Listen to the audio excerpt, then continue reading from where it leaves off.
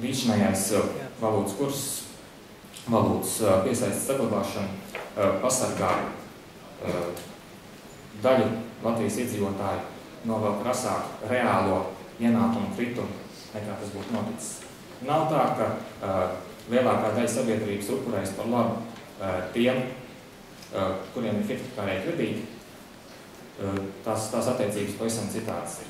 Jā, tur ir vairākums, bet mazākums, bet ir tā, ka noteikti pie Lat, kaut vai brīvāk peldē, būtu mazāks bezdarbs, tas ir ļoti ticami.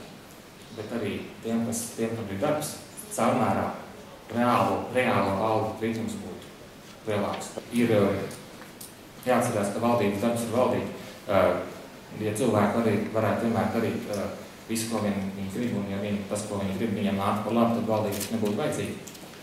Šobrīd Latvijā ļoti populārs ir runas, ka, ziniet, tā valsts nodokļu politika ir tāda, ka tas jau ir attaisnājums nodokļus nemaksāt.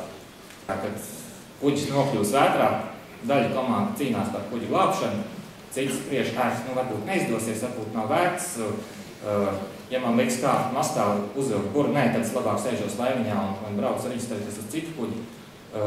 Nevēlas, teiksim, uz kuģiem parasti valdes stingra kārtība.